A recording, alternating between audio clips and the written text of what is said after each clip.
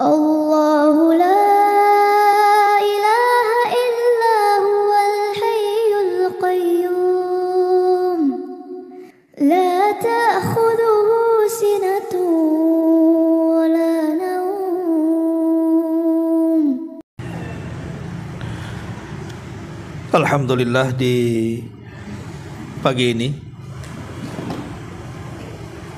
kita kembali bisa duduk di Mushallah Al-Qadiri.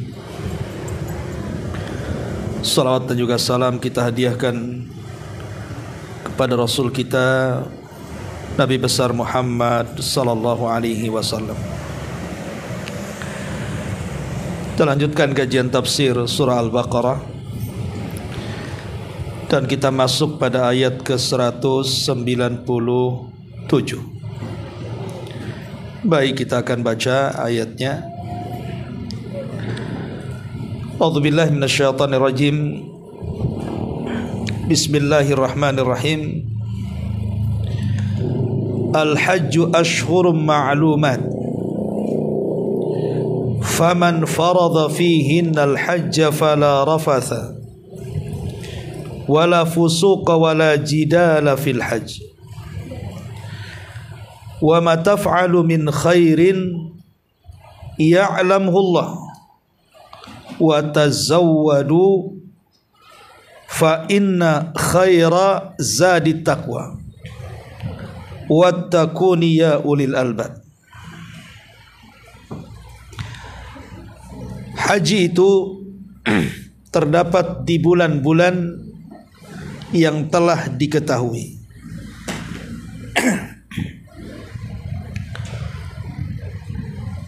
Maka barang siapa yang diwajibkan haji,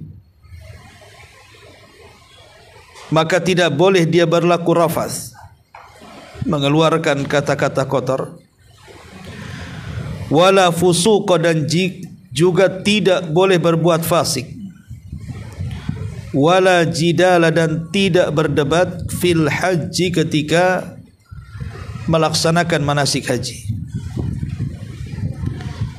Wa ma taf'alu min khairin, dan apapun yang kalian lakukan dari kebaikan, ya'lamhullah, Allah pasti mengetahui. Wa tazawwadu, dan berbekalah kalian.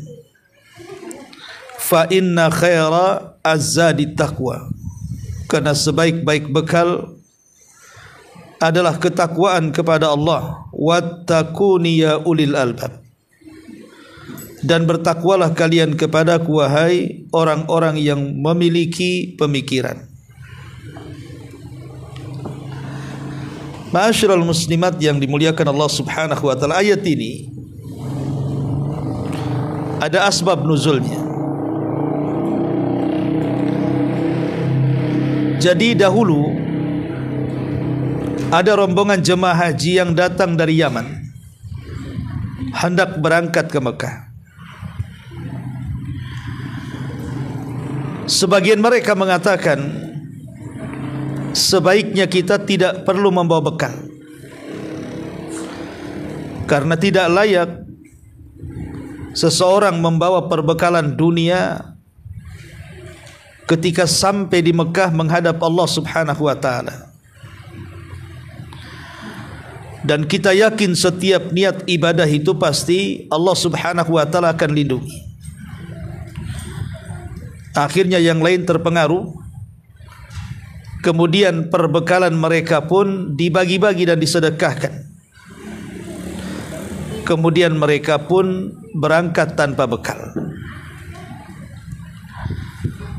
Karena berangkat tanpa bekal, sementara perjalanan Yaman ke Mekah itu kan cukup jauh,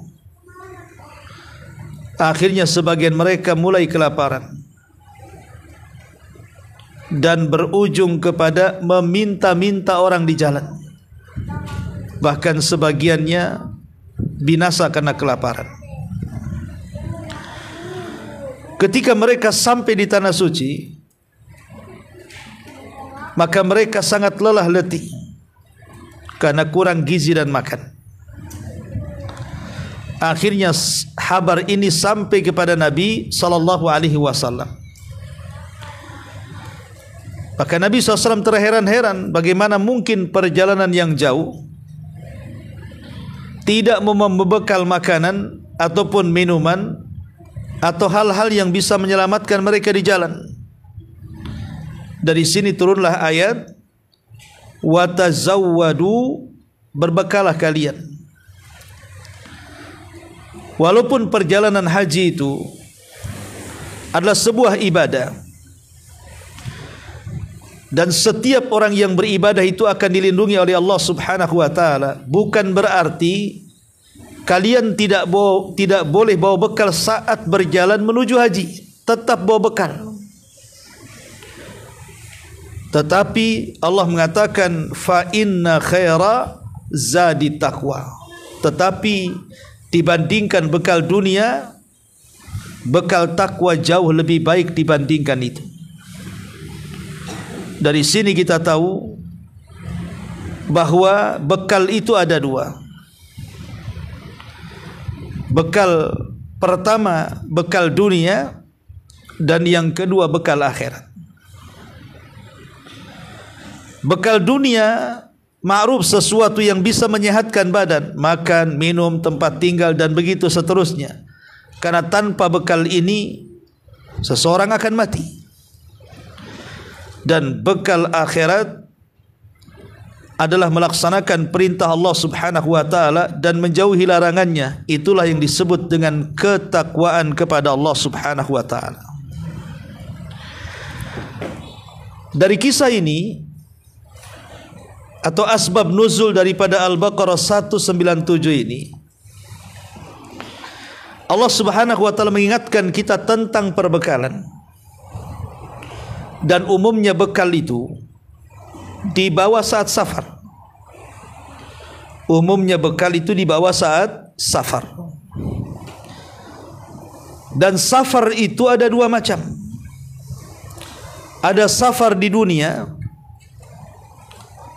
dan ada safar di akhirat.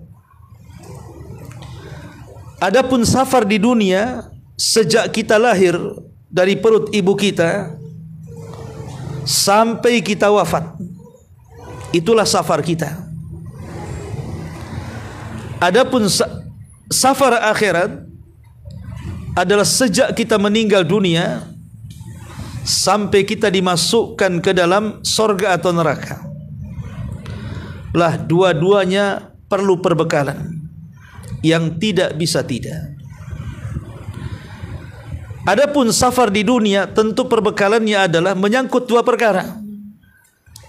Menyangkut ruh dan menyangkut dengan jasad. Adapun jasad tentu ma'ruf, makan, minum, pakaian, tidur dan yang semacamnya.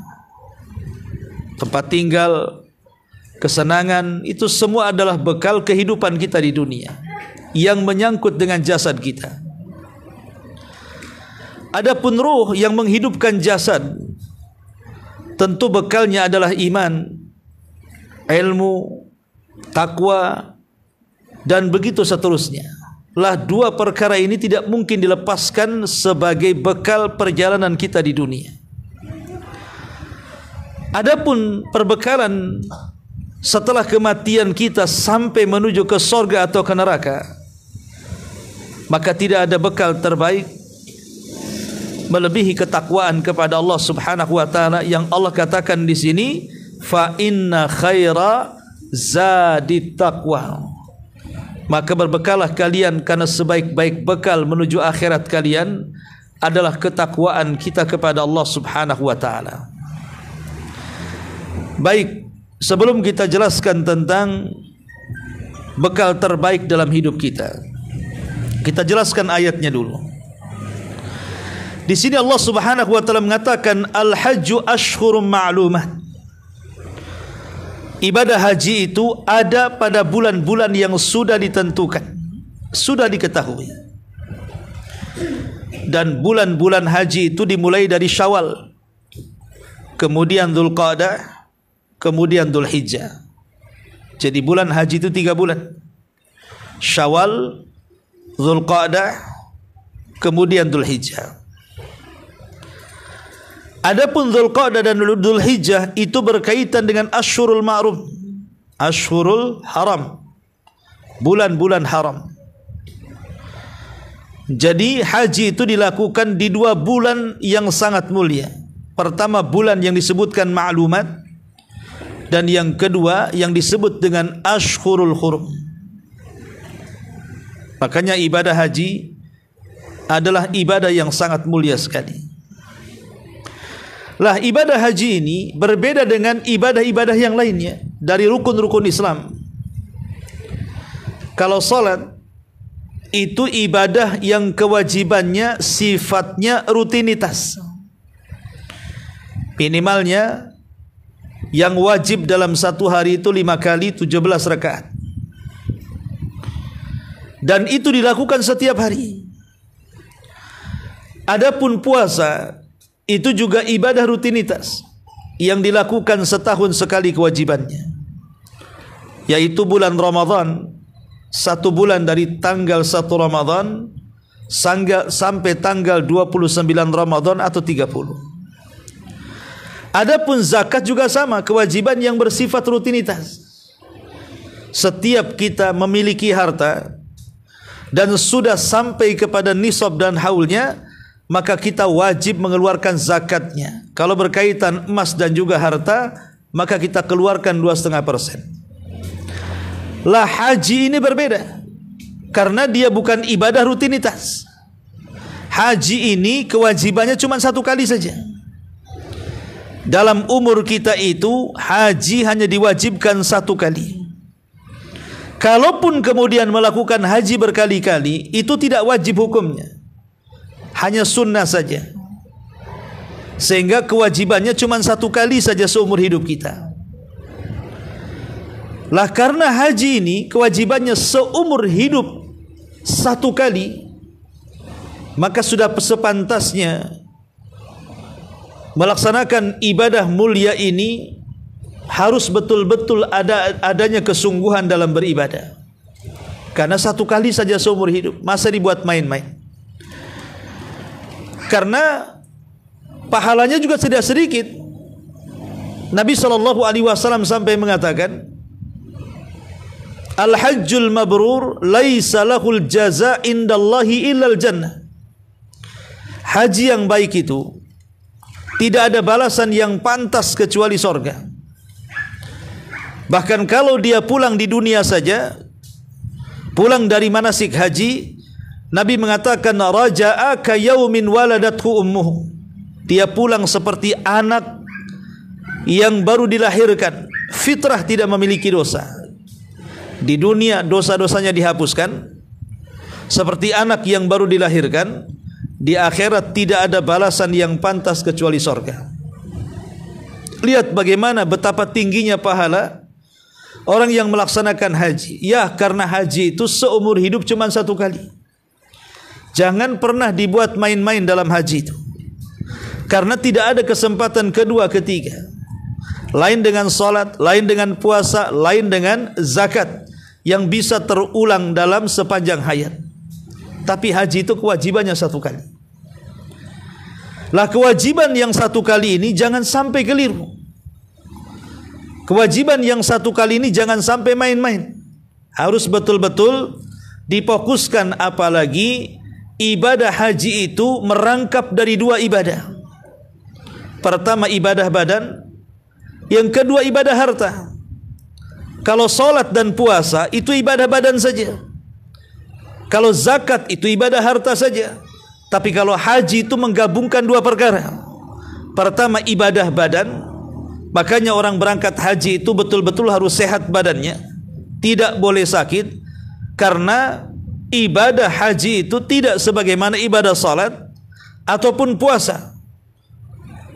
Pertaruhannya bisa nyawa, terutama yang berangkat yang sudah tua-tua. Dan itu ibadah fisik yang luar biasa. Jangan lagi haji umrah saja, bagi anda yang pernah umrah melelahkan luar biasa. Dan yang kedua, dia ibadah harta. Jadi harus dipersiapkan karena tidak mudah mengumpulkan harta. Makanya Nabi SAW sampai mengatakan, man aradal hajja falyata'ajjal. Siapapun yang hendak berangkat haji, segerakan keinginannya. Kenapa? Karena terkadang yang namanya badan itu bisa sakit. Akhirnya uangnya habis untuk mengobati penyakit. Terkadang harta itu bisa musnah. Entah karena musibah, entah karena dicuri, entah karena apa saja. Atau karena ada hajat-hajat yang lainnya. Tiba-tiba kemudian ada hajat yang lainnya yang tadinya bulat tekadnya haji, akhirnya tidak jadi karena ada keperluan yang menurut dia lebih penting. Makanya wajar kalau Nabi SAW mengatakan, barang siapa yang punya keinginan haji, sehat badannya, ada hartanya, berangkat, kata Rasul. Supaya seseorang itu tidak dialihkan dari ibadah yang mulia ini. Di sini Allah mengatakan al-hajju ashhurun ma'lumat. Kemudian Allah mengatakan faman farada fihinnal hajj. Siapapun yang telah terkena kewajiban haji, artinya Allah takdirkan dia mampu dan sanggup berangkat haji menuju tanah haram, maka Allah Subhanahu wa taala membuat aturan-aturan di sini.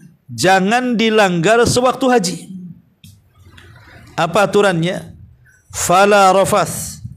Tidak boleh mengeluarkan kata-kata kotor, artinya kata-kata yang membangkitkan syahwat. Kemudian yang kedua, wala fusuqa. Dan tidak boleh berlaku fasik. Mencuri, bergibah, berdusta, mengeluarkan kata-kata yang menyakitkan, merendahkan, menghinakan, namimah dan yang semacamnya. Tidak boleh berlaku fasik di sana. Harus sabar lisannya. Kemudian juga wala jidal, tidak boleh berdebat.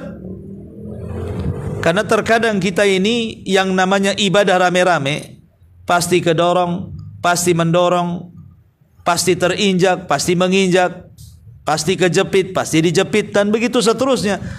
Dan itu ujian bagi emosi kita. Orang yang bisa tahan dengan emosi, dia bisa sabar. Mau didorong, mau terkena hantam, terkena pijak, dan begitu seterusnya. Tapi ada orang-orang yang tidak sabar, akhirnya dimakinya orang yang dorong dia. Terjadilah perdebatan. Maka Allah Subhanahu wa taala mengatakan wala jidal, tidak boleh debat. Yang namanya ibadah orang ramai itu risikonya banyak. Gak usah debat, biarkan saja. Kalau dia melakukannya tanpa sengaja, kita juga dorong orang tanpa sengaja. Kalau dia melakukan dengan sengaja, maka dosanya ditanggung dia. Maka jangan berdebat saat ibadah haji. Wala jidala fil hajj. Maka siapapun yang sanggup, seseorang itu kemudian melakukan haji dengan cara tidak mengeluarkan kata-kata kotor, dengan cara tidak mengeluarkan perbuatan-perbuatan fasik, dan dia tidak berjidal, maka Nabi SAW mengatakan, man hajjal baita falam yarfus walam yafsuk raja'a kayaumin waladathu ummuhu. Siapa yang berangkat haji, dia tidak mengeluarkan kata-kata kotor, dia tidak berlaku fasik, maka pulang seperti anak bayi yang baru dilahirkan. Allah Subhanahu wa taala berikan keutamaan bagi orang yang haji seperti ini. Dan ini di antara syarat dari syarat-syarat haji itu dikatakan mabrur. Kalau haji kita ingin mabrur, maka lakukan 6 perkara. Lakukan 6 perkara. Pertama, an yakunal hajju khalisan liwajhillah. Niatkan haji itu ikhlas karena Allah. Ini yang sulit. Apalagi haji di zaman sekarang, ikhlas itu sangat sulit sekali. Gimana mau ikhlas sebelum berangkat saja sudah diselamatin. Selamatan haji namanya. Satu kampung rundang dia. Harusnya kan ibadah itu identik dengan sembunyi-sembunyi. Jangan tahu orang lain. Ini tidak sengaja diundangnya orang satu kecamatan supaya tahu dia mau berangkat haji. Kemudian yang kedua, an yakuna muwafiqan li hadyin nabi. haji itu harus sesuai dengan petunjuk Nabi. Tadi saya katakan di awal, Rasul itu berangkat haji 1 kali. Yang namanya dilakukan 1 kali tidak mungkin ada beda. Kalau ada perbedaan dalam manasik, alternatifnya cuma 2. Yang satu sesuai dengan sunnah Nabi, yang satu menyelisih sunnah Nabi. Lain dengan solat. Solat itu ibadah rutinitas. Rasul saja melaksanakan sehari 5 kali 17 rakaat. Kalau terjadi perselisihan dalam gerakan solat itu wajar. Karena yang melihat solat para sahabat ketika melihat solat Nabi itu banyak. Sehingga ada yang melihat sahabat ketika solat Nabi menggerakkan tangan, ada yang tidak menggerakkan tangan, ada yang meletakkan di dada, ada yang meletakkan di bawah dada. Artinya kalau terjadi perselisihan dalam solat wajar. Karena Rasul solat bukan 1 kali, berkali-kali, bahkan ribuan kali. Dan yang melihatnya juga bukan 1 sahabat, ratusan sahabat. Di mana 1 sahabat dengan sahabat yang lain terkadang melihat solat yang berbeda. Sehingga tumbuhlah perselisihan dalam kaifiatus solat. Tapi kalau haji ini sulit untuk terjadi perselisihan. Karena Nabi SAW hanya melakukan 1 kali seumur hidup. Dan tidak pernah melakukan haji 2 kali. Itulah haji pertama, itu pula haji terakhir. Sehingga kalau seandainya ada perbedaan dalam manasik itu dicurigai. Ini manasik sesuai sunnah atau tidak sesuai sunnah. Makanya kalau kita ingin haji kita mabrur, maka belajarlah manasik betul-betul. Dengan cara apa? Dengan cara betul-betul memperhatikan bahwa setiap gerakan bacaan dalam manasik itu sesuai dengan sunnah Nabi SAW. Supaya haji kita tidak sia-sia. Sudah 1 kali, salah pula kan sia-sia. Sudah capek badan, habis uang, tidak sesuai dengan sunnah Nabi, akhirnya tidak berpahala. Rugilah kehidupan dia. Maka yang kedua, pelajari, sesuaikan manasik haji dengan sunnah Nabi SAW. Kata Rasul, khudhu anni manasikakum, ambillah manasik haji kalian dari aku. Kemudian yang ketiga, an yakunal hajju binafaqatil malil halal. Kalau haji kita ingin mabrur, gunakan harta halal. Jangan hasil korupsi dia haji, jangan hasil mencuri dia haji, jangan hasil menzalimi dia haji. Jadi betul-betul hajinya dari harta yang halal. Karena Allah itu thayyibun la yaqbalu illa thayyiban. Allah itu baik, tidak mungkin menerima kecuali yang baik-baik. Kemudian yang keempat adalah an yakuna khalian minal jidali warrafthi wal fusuq. Hendaklah saat dia melakukan manasik haji, dia tidak rafas, dia tidak fusuk, dia tidak jidal sebagaimana ayat yang kita bahas di sini. Tidak mengeluarkan kata-kata kotor, tidak melakukan perbuatan fasik, dan tidak melakukan jidal perdebatan. Inilah di antara syarat haji yang keempat. Ya. Kemudian syarat haji yang kelima, an yakhluwa min khawarimil muru'ah wa yashtamilu ala makarimil akhlaq wa mahasin al adat. Hendaklah seseorang itu harus menjaga muru'ahnya, kehormatannya. Jangan sampai kebiasaan-kebiasaan buruk di desa sampai di Mekah ditampakkan pula. Biasa di desa kadang-kadang buka aurat gitu ya. Bahasanya hanya pakai dalaman saja, di sana pula dibuka-buka. Maka sesuatu yang menghancurkan muru'ah kita jangan dilakukan di sana. Seperti mamanya jemur, celana dalam, daleman asal nyantol saja. Ya. Itu kan memalukan. Ya. Ada tempatnya, tanya di mana tempat jemurannya, bukan asal dijemur saja. Itu memalukan sekali, itu namanya muru'ah namanya. Jadi jaga sikap kehormatan kita ketika sampai di tanah suci sana. Karena itu di antara syarat haji mabrur. Ya, jadi sopan lisannya, sopan pakaiannya, sopan pergaulannya, dan begitu seterusnya. Dan yang terakhir, bahwa haji mabrur itu akan tampak setelah pelaksanaan haji. Dan ini yang paling jelas. Haji itu dikatakan mabrur tampak setelah dia haji. apakah keadaannya lebih baik ataukah lebih buruk? Kalau keadaannya lebih baik, insya Allah mabrur. Yang tadinya tidak salat, rajin salat. Yang tadinya tidak pernah hadir di majelis taklim, paling depan. Yang tadinya jarang sedekah, pelit kedekut, jadi dermawan. Yang tadinya malas ibadah, rajin ibadah. Lah kalau ada perubahan setelah haji, tutur katanya yang kasar jadi sopan, jadi santun. Perbuatannya yang suka melakukan kefasikan, jadi orang yang paling taat, dan begitu seterusnya. Maka kalau ada perubahan setelah haji, itulah alamat yang jelas bahwa hajinya diterima, hajinya mabrur. Yang Nabi SAW katakan dalam hadis Nabi SAW, al-hajjul mabrur laisa lahul jaza indallahi illal jannah. Haji yang mabrur itu tidak ada balasan yang pantas kecuali sorga. Di sini Allah mengatakan, faman hajjal baita faman farada fihinnal hajja fala rafatha wala fusuqa wala jidala fil hajj. Kemudian Allah mengatakan, wa ma ya'lamu min khairin. Sini Allah mengatakan, faman farada fihinnal hajja fala rafasa wala fusuqa wala jidala fil hajj.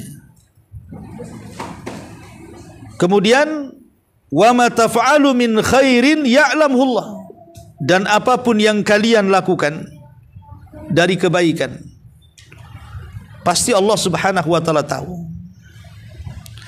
Perhatikan ayat ini. Bukankah Allah Subhanahu wa taala mengetahui keburukan kita, baik yang tampak ataupun yang tersembunyi, sebagaimana Allah juga mengetahui kebaikan kita, baik yang tampak ataupun yang tersembunyi. Tapi kenapa di sini Allah Subhanahu wa taala hanya menyebutkan kebaikan, wa ma taf'alu min khairin? Allah tidak mengatakan wa ma taf'alu min khairin aw syarrin. Dan apa yang kalian lakukan dari kebaikan dan keburukan, pasti Allah tahu. Tapi Allah hanya mengatakan kebaikan saja dan tidak mengatakan keburukan. Kenapa Allah Subhanahu wa taala mengatakan seperti ini? Padahal Allah tahu yang baik dan yang buruk. Maka para ulama tafsir mengatakan, karena bagi seorang mukmin mustahil melakukan keburukan. Bagi seorang mukmin itu sangat mustahil melakukan keburukan. Kalaupun dia melakukan keburukan, itu karena ada dua dorongan. Pertama, syahwatnya, yang Allah katakan wa inna nafsala ammaratun bisu. Terkadang jiwa ini memiliki hawa nafsu yang mendorong untuk melakukan keburukan, atau memang setan yang mendorong dia untuk melakukannya. Kalau tidak ada dorongan hawa nafsu dan tidak ada dorongan setan, seorang mukmin tidak mungkin melakukan keburukan. Pasti dia akan melakukan kebaikan. Jadi saya ulangi, kenapa Allah Subhanahu wa taala di sini hanya mengatakan kebaikan dan tidak mengatakan keburukan? Karena bagi seorang mukmin, seorang muslim mustahil melakukan keburukan. Pasti mereka akan melakukan kebaikan dan kebajikan. Kalaupun seandainya seorang muslim atau mukmin itu melakukan keburukan, itu karena dorongan hawa nafsu dan setan saja. Adapun pribadi dia tidak mungkin melakukan keburukan. Makanya di sini Allah mengatakan wa ma taf'alu min khairin ya'lamuhu Allah. Dan apapun yang kalian lakukan dari kebaikan, pasti Allah tahu. Baik yang kecil ataupun yang besar. Wa man ya'mal mithqala dzarratin khairan yara. Walaupun hanya sebiji zarah kebaikan itu, pasti Allah Subhanahu wa taala akan mengetahui dan membalasnya. Baru setelah itu Allah Subhanahu wa taala mengatakan wa tazawwadu fa inna khaira zadi taqwa. Kalau kita perhatikan ayat sebelumnya, kita tahu bahwa sebelum Allah mengatakan wa tazawwadu fa inna khaira zadi taqwa, berbekalah kalian dan sebaik-baik bekal adalah takwa, sebelumnya adalah ada perintah dan juga ada larangan. Sebelumnya didahului dengan perintah dan larangan. Adapun perintah Allah mengatakan wa atimmul hajjata wal umrata lillah, itu ayat sebelumnya. Sempurnakan haji dan umrahmu, itu perintah. Ya. Kemudian setelahnya Allah mengatakan wala rafatha wala fusuqa wala jidal. Tidak boleh mengeluarkan kata kotor, ini larangan. Tidak boleh juga seseorang itu melakukan fasik, ini larangan. Tidak boleh juga seseorang jidal, ini larangan. Sementara sebelumnya perintah wa atimu, sempurnakan. Kemudian setelah itu Allah mengatakan wa tazawwadu fa inna khairaz zadi taqwa, menunjukkan bahwa takwa itu berkisar antara perintah dan larangan. Siapa yang mampu menjalankan perintah dan siapa yang mampu menjauhi larangan, maka akan mudah dia menjadi orang yang bertakwa. Karena takwa itu secara umum seseorang menjalankan perintah Allah Subhanahu wa taala dan menjauhi larangan-larangan Allah Subhanahu wa taala. Dan sebelumnya juga Allah mengatakan wa ma taf'alu min khairin ya'lamhu Allah, dan seorang mukmin pasti akan bisa menjalankan perintah, pasti mampu menjauhi larangan, dan kebaikannya pasti Allah Subhanahu wa taala akan mengetahui dan membalasnya. Dari sini Allah katakan wa tazawwadu fa inna khaira zadi taqwa. Berbekalah kalian karena sebaik-baik bekal adalah takwa Allah Azza wa Jalla. Lalu bekal takwa itu seperti apa? Yang Allah Subhanahu wa taala katakan berbekalah kalian dan sebaik-baik bekal adalah takwa. Seperti apa bekal takwa itu? Para ulama mengatakan sebaik-baik bekal takwa adalah yang pertama amal saleh. Seolah-olah berbekalah dengan amal saleh, itulah bekal kalian terbaik di dunia dan akhirat. Lah amal saleh ini ada dua macam. Ada yang sifatnya muta'addi dan ada yang sifatnya lazim. Ada yang sifatnya amal saleh itu bermanfaat untuk orang lain, dan ada amal saleh itu yang hanya bermanfaat untuk diri sendiri. Dan amal saleh yang bermanfaat untuk orang lain jauh lebih baik dibandingkan amal saleh yang hanya manfaatnya kembali kepada diri sendiri. Contoh, seseorang menghafal 10 ayat dalam Al-Quran dengan 10 rakaat salat sunnah. Seseorang menghafal 10 ayat dalam Al-Quran dan 10 rakaat salat. Sama-sama 10-nya, yang satu 10 ayat dia hafal, yang satu 10 rakaat salat dia kerjakan. Mana yang lebih baik? Ya. Maka kalau seandainya kita ini menghafal 10 ayat dalam Al-Quran, memahami tafsirnya dan berusaha untuk mengamalkannya, pertama pada diri sendiri, kemudian juga kita dakwahkan kepada orang lain, maka menghafal 10 ayat jauh lebih baik dibandingkan melaksanakan 10 rakaat salat sunnah. Kenapa? Karena Rasul mengatakan ballighu anni walau ayah. Rasul tidak mengatakan ballighu anni walau shalla. Sampaikan dariku walaupun satu ayat. Dan Rasul tidak mengatakan sampaikan dariku walaupun satu salat. Dari sini menunjukkan bahwa seseorang itu beramal yang sifatnya manfaat untuk orang lain itu jauh lebih baik dibandingkan manfaatnya untuk diri sendiri. Contoh yang mudah. Seseorang menghabiskan salat malam sepanjang malam dengan seseorang berkunjung kepada orang yang sakit atau kepada orang yang berhajat, maka lebih baik kita berkunjung kepada orang sakit dan orang yang berhajat dengan kita dari pertolongan kita. Mungkin dia fakir, miskin, yatim dan yang semacamnya, jauh lebih baik dibandingkan menghabiskan satu malam suntuk dengan ibadah sunnah.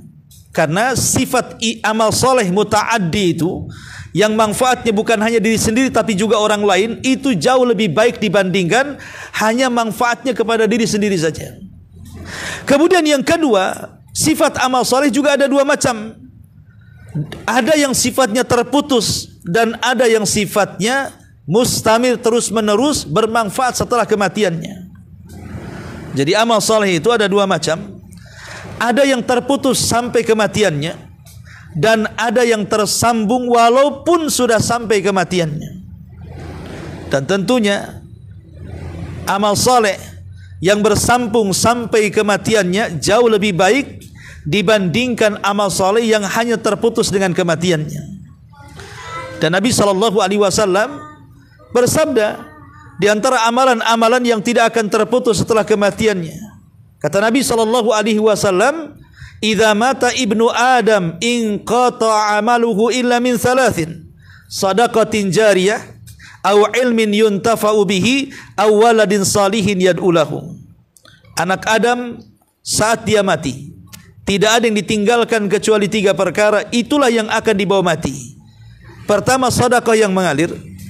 Yang kedua, ilmu yang bermanfaat. Yang ketiga, anak saleh yang mendoakan orang tuanya. Maka ketika seseorang itu membaca wa tazawwadu fa inna khairaz zadi taqwa, berbekalah kalian dan sebaik-baik bekal adalah takwa, maka bekal takwa itu pertama bekali dengan sedekah. Karena sedekah menuju ketakwaan kepada Allah Azza wa Jalla. Itulah yang akan bermanfaat setelah kematian kita. Mana dalilnya? Allah Subhanahu wa taala menggambarkan orang-orang yang sudah meninggal dunia, di mana mereka ingin hidup sesaat di bumi dan mengatakan laula akhartani ila ajalin qarib fa asaddaqa wa akum minas salihin. Ya Allah, kalau Engkau hidupkan sesaat saja aku ke bumi, tentu aku akan bersedekah. Kenapa? Karena orang yang sudah mati tahu tentang nilai sebuah sedekah, makanya kalau dia hidupkan ingin sedekah. Berarti sedekah itu luar biasa amalan yang bermanfaat setelah kematian dia. Kemudian yang kedua, ketika Allah mengatakan wa tazawwadu fa inna khairaz zadi taqwa, berbekalah kalian karena sebaik-baik bekal adalah takwa, berbekalah dengan ilmu. Dan ini adalah wasilah yang paling besar ketika seseorang ingin bertakwa kepada Allah. Tanpa ilmu orang tidak bisa bertakwa. Tanpa ilmu orang tidak bisa bertakwa. Mana dalilnya? Nabi SAW ketika dia sedang pergi, kemudian datang beberapa orang menemui istri-istrinya, ingin bertanya soal ibadah Nabi SAW.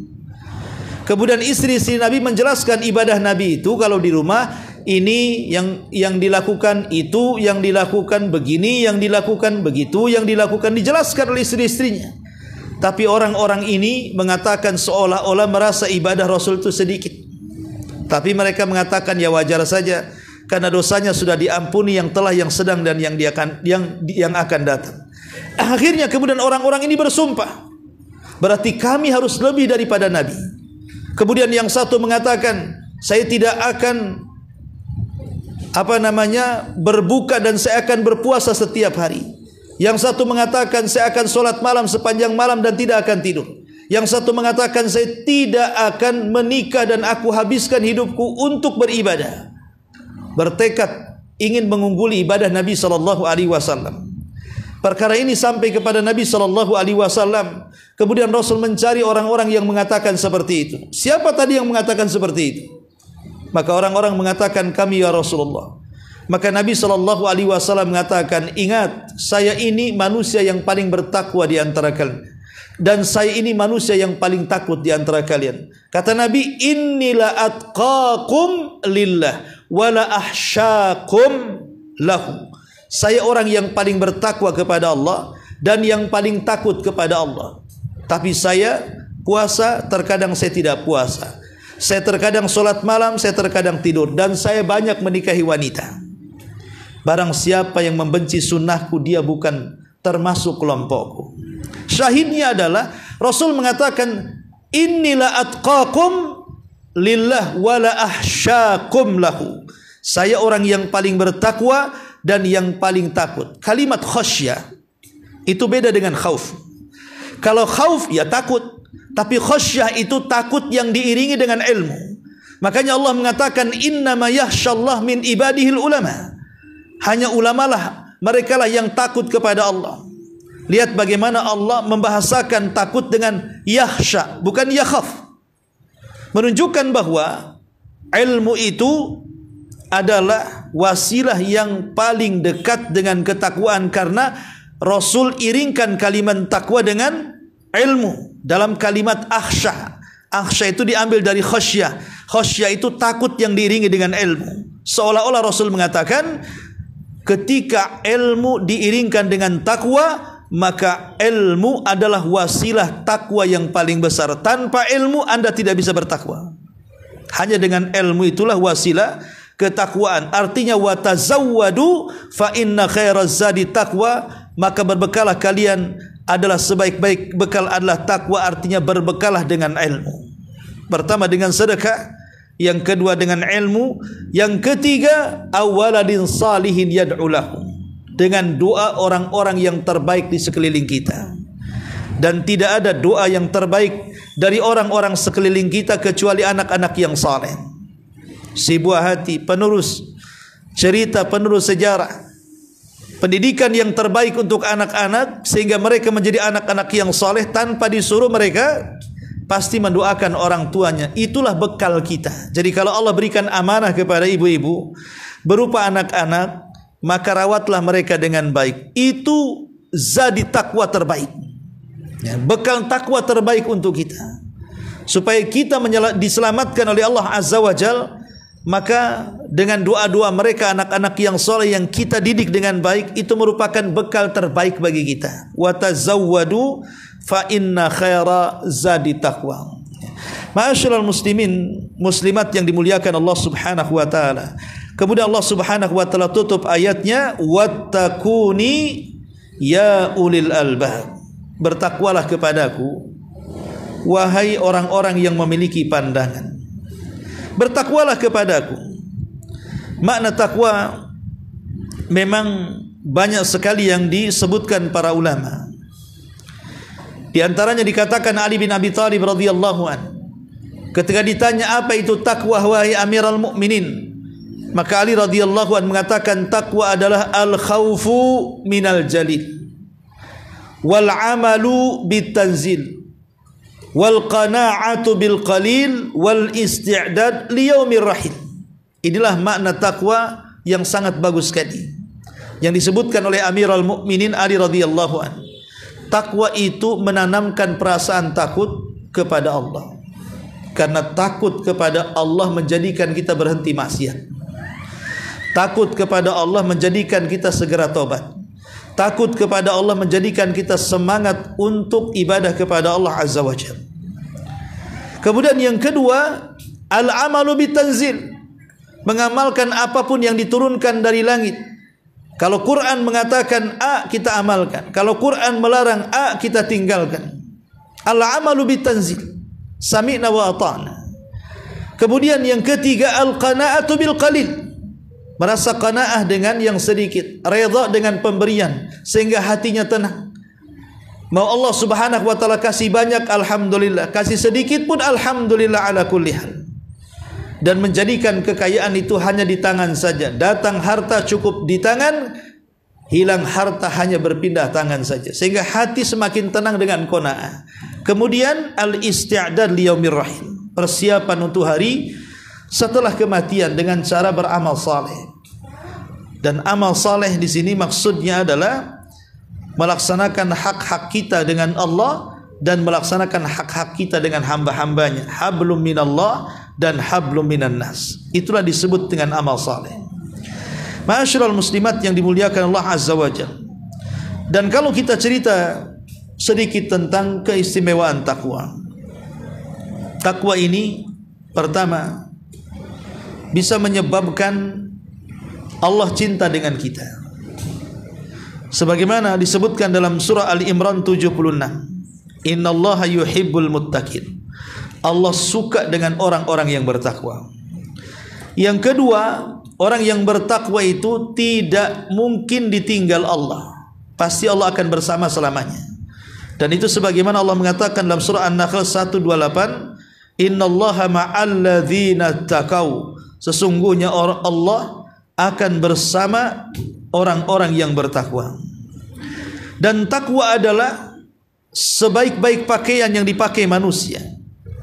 Sebaik-baik pakaian yang dipakai manusia. Karena Allah mengatakan walibasut taqwa dzalika khairun, dan pakaian takwa itu jauh lebih baik daripada pakaian badan yang kita pakai. Dan takwa juga sebutkan bagaimana keistimewaannya. Takwa juga menjadikan seseorang diberikan pertolongan oleh Allah Subhanahu wa taala. Jadi orang yang bertakwa akan diberikan atau akan senantiasa mendapatkan pertolongan Allah Subhanahu wa taala. Dan itu disebutkan di dalam surah An-Nahl ayat 128. Innallaha ma'al ladzina taqau. Sesungguhnya Allah bersama orang-orang yang bertakwa. Kebersamaan di sini Artinya adalah binusratihim, dengan cara memberikan pertolongan kepada mereka. Kemudian takwa juga bisa mendapatkan kekuatan untuk mengalahkan musuh-musuhnya. Innal ladzina taqau idza massahum ta'ifum minasyaitan tadzakkaru fa idza hum mubsirun. Orang-orang yang bertakwa apabila sekelompok setan mengganggu mereka, mereka pun langsung ingat dengan Allah, dan ketika itulah setan-setan akan menyingkir. Takwa juga bisa mendapatkan wasilah mendapatkan pahala yang sangat besar berdasarkan Al-Imran 179, wa in tu'minu wa tattaqu falakum ajrun azim. Kalau kalian beriman dan bertakwa, maka kalian akan mendapatkan pahala yang besar. Bahkan orang yang bertakwa akan dimudahkan banyak urusannya, sebagaimana disebutkan dalam surah At-Talaq ayat 2 dan 4, wa man yattaqillaha yaj'al lahu makhraja wa man yattaqillaha yaj'al lahu min amrihi yusra. Barang siapa yang bertakwa, Allah jadikan jalan setiap kesulitannya jalan keluar, dan barang siapa yang bertakwa kepada Allah, Allah mudahkan setiap urusannya. Dan tentunya akibat orang yang bertakwa adalah surga Allah Subhanahu wa taala, karena Allah mengatakan surga itu uiddat lil muttaqin, diperuntukkan untuk orang-orang yang bertakwa. Wallahu alam. Ini diantara surah Al-Baqarah 197. Baik, sampai di sini. Sebelum saya tutup, silakan kalau ada yang bertanya.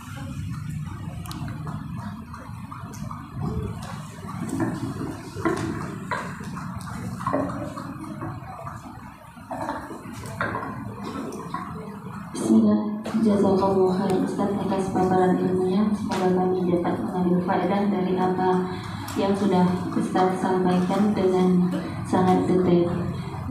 Yang ini ditanyakan tadi Ustaz, di mana Ustaz ada mengutip sebuah hadis Rasulullah SAW, yaitu balighun anni walau ayat. Yang ini ditanyakan, apakah ini merupakan perintah wajib bagi setiap muslim Ustaz untuk menyampaikan setiap apa yang dia dengar? Apakah wajib Ustaz?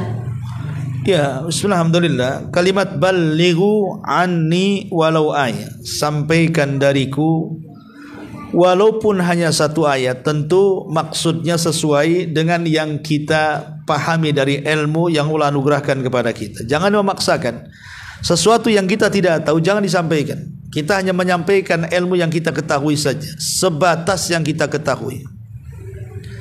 Adapun apakah kemudian dakwah itu bersifat wajib? Ya, dakwah itu bukan fardu ain. Dia bukan fardu ain, dia adalah fardu kifayah. Kalau sebagian orang sudah menyampaikan, berarti gugur bagi yang lainnya. Dalam keluarga, kalau seandainya sudah ada yang menyampaikan kepada suami, kepada orang tua, maka kita hanya sekedar menyempurnakan saja.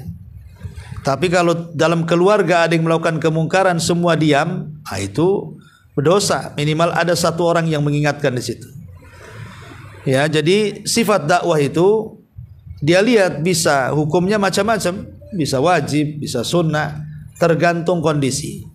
Karena kalimat balighu ini kan memerintahkan kita untuk berdakwah. Wallahu a'lam. Ini ada pertanyaan Ustaz.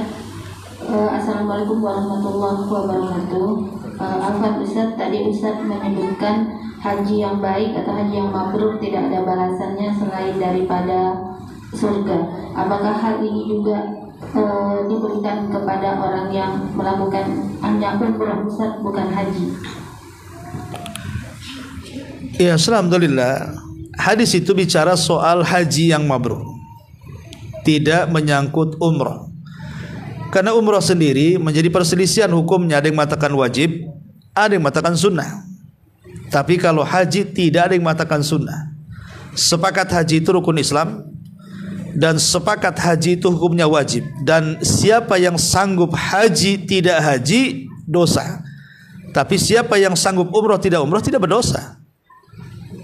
Ya, bagi yang mengatakan umrah itu sunnah, dan itu mayoritas ulama mengatakan sunnah. Walaupun ada yang berpendapat wajib, karena menggandengkan perintah umrah dengan haji, wa atimul hajja wal umrah. Ketika Allah sebut satu nafas perintah haji dan umrah menunjukkan wajib, tapi sebenarnya mengatakan tidak. Ketika Rasul menyebutkan tentang rukun Islam hanya disebut haji, tidak disebut umrah. Berarti yang wajib itu haji saja, hanya umrah, ya, bukan umrah. Tetapi keutamaan umrah tentu juga sangat besar apabila dilakukan di waktu-waktu tertentu, bahkan bisa menyamai pahala haji. Contoh namanya umrah di bulan Ramadan. Rasul mengatakan al-umratu fi Ramadan ta'dilu hajjata ma'i. Siapa yang umrah di bulan Ramadan maka seperti haji bersamaku.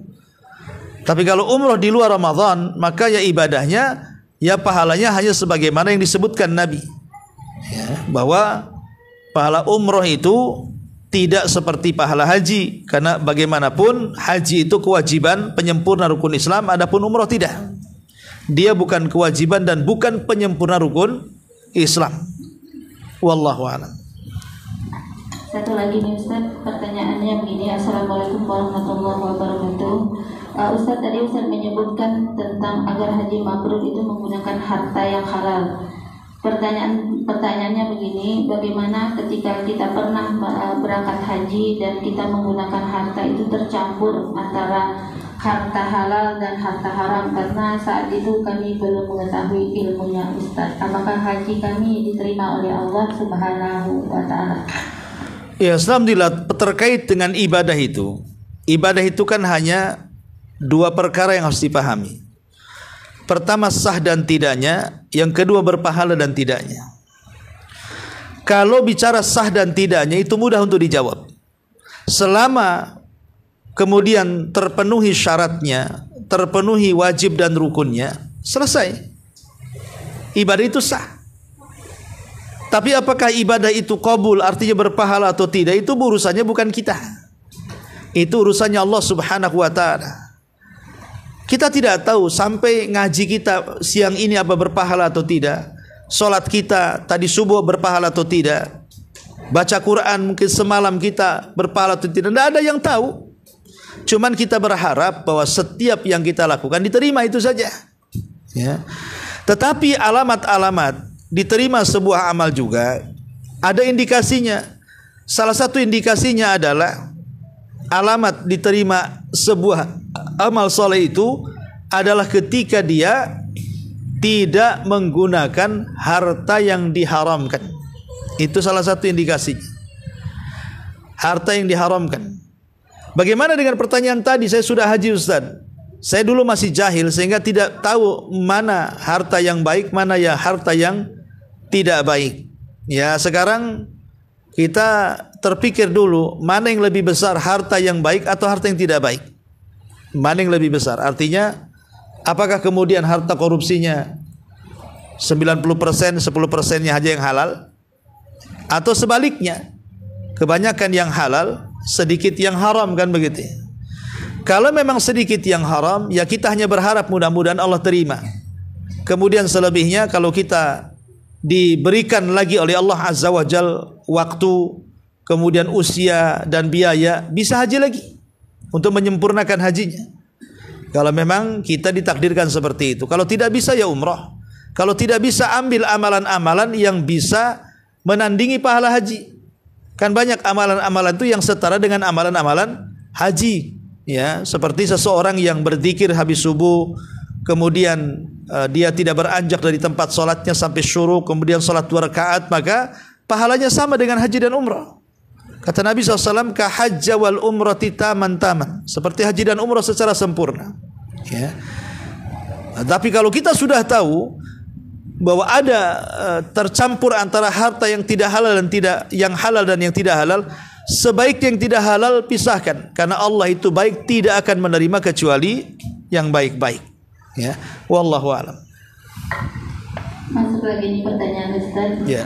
Assalamualaikum warahmatullahi wabarakatuh. Waalaikumsalam. Ustaz, apakah benar saya pernah mendengar sebuah cerita bahwa keluarga dari teman saya ini pernah umroh dan dia tidak melihat Ka'bah itu sama sekali, dan dia melakukan berulang-ulang sampai 5 kali, dan Allah tetap tidak mengizinkan matanya untuk melihat Ka'bah yang berada di depan mata kalau kita berada di sana. Bagaimana, apakah ini sebuah kebenaran atau hukuman Ustaz?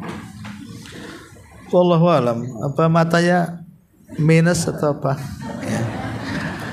Ya. Tapi memang kalau kita melihat banyak hal-hal yang aneh yang terjadi di Mekah, ya. Mekah itu tempat suci. Dan yang datang ke sana pun orang-orang baik, orang-orang yang ingin bertobat, orang-orang yang ingin ibadah, yang menyempurnakan ibadahnya dan begitu seterusnya. Secara umum di Mekah itu semua orang-orang baik dan juga tempat-tempat suci. Kalau seandainya ada peristiwa-peristiwa yang aneh seperti tadi, sudah keliling 5 kali kok tak nampak Ka'bah gitu kan. Wallahu alam, ya bisa saja mungkin Allah sedang menghukum dia, atau mungkin dia punya penyakit dan begitu seterusnya di matanya. Karena ada juga cerita yang aneh-aneh. Satu jemaah haji itu pernah bercerita, saat tawaf tiba-tiba dia jatuh tertimpa dengan bal-balan rokok. Berapa bal jatuh dari langit nimpa kepalanya. Nah, karena rupanya setelah dia pikir-pikir, karena dia menyelundupkan rokok berapa bal gitu. Jadi waktu tawaf kayak ada satu berapa bal terus jatuh katanya kan itu. Ini kan cerita-cerita orang. Cerita-cerita ini bisa iya bisa tidak, bisa khurafat bisa benar kan. Oke lah kita ambil positifnya, kalaupun benar. Kalaupun benar kisah ini, ya Allah ingin menunjukkan kekuasaannya di situ dan ingin menegur bahwa kau datang kemari itu untuk melakukan ibadah tobat, pulang setelah dari ini harus lebih baik kan begitu. Ya ambil hikmahnya sajalah, ambil positifnya. Jangan pula tak kapok, sudah ditimpa bal-balan masih juga nyelundupin bal-balan tadi kan gitu. Artinya sudah ditegur malah kurang ajar gitu. Jadi kalau ada kisah cerita-cerita seperti itu, ya bisa iya bisa tidak. Kalaupun tidak, ya itu hanya cerita lalu. Kalaupun iya, ambil positifnya. Mungkin Allah sedang menegur dia. Mudah-mudahan jadi muhasabah bagi kita yang berangkat ke sana. Tapi pula jangan menakut-nakuti kita untuk tidak mau berangkat ke sana. Dapat cerita-cerita kayak gini karena dia banyak dosa nggak mau berangkat. Nggak mau berangkat nih, saya ini banyak dosa, jangan-jangan saya lebih parah juga sampai sana buta pula mata saya. Akhirnya tak mau berangkat. Ya, jadi kisah-kisah itu jangan sampai menakutkan kita terhalang dengan ibadah. Itu kan kisah-kisah dari individu. Ya bisa saja berupa teguran dari Allah Subhanahu wa taala atau karang-karang dia sendiri atau wallahu alam kan itu. Yang jelas bahwa tidak bisa menghalangi cerita-cerita itu untuk kita berangkat ke sana dan beribadah. Dan ingat di sana itu adalah tempat mustajab doa. Jangan melakukan kezalim. Jangan melakukan kesalahan. Jangan melakukan dengan menyakiti hati dengan lisan-lisan kita. Sebab kalau dia tersakiti orang sana berdoa di depan Ka'bah mustajab nanti. Ya, makanya sering saya nasihati kadang-kadang travel yang memberangkatkan umroh, hati-hati. Jangan suka nipu jemaah. Jangan suka menipu jemaah dengan cara penipuan-penipuan yang ma'ruf, mungkin masalah hotel, masalah makan, masalah fasilitas, macam-macam lah kadang-kadang ya. Penipuan-penipuan travel ini kadang-kadang terjadi. Anda ini memberangkatkan orang bukan ke gunung, bukan ke hutan. Anda memberangkatkan orang ke tanah suci yang kalau kita angkat tangan dia ke langit mustajab. Gimana kalau orang yang dizalimi itu berdoa? Mendoakan kehancuran travelnya, mendoakan kehancuran individunya yang menipunya. Apa Allah akan biarkan saja orang yang berdoa di tempat mustajab? Ya. Jadi ingat, jangan suka curang, apalagi kemudian jangan suka menyakiti sampai di sana. Mendorong orang, menginjak orang, memaki orang, itu di tempat terbaik. Lebih baik di sana itu harus lebih banyak zikir, sabar, jangan selalu membuat keributan dan begitu seterusnya. Karena saya beberapa kali juga terkadang bawa jemaah yang mungkin nggak sebagian mereka awam, terkadang masalah makan diributkan, ya. Padahal inti kesana kan bukan untuk makan sebenarnya, kesana kan mau ibadah. Ya. Jadi macam-macam kadang-kadang. Pokoknya kalau sudah kesana maka bersabar, bertakwa, beribadah, nggak usah pikirkan yang lainnya, gitu maksudnya. Nah, ini sebagai tambahan wallahu a'lam. Kalau seperti Iya. dengan ini kami ingin menyampaikan juga Ustaz, ini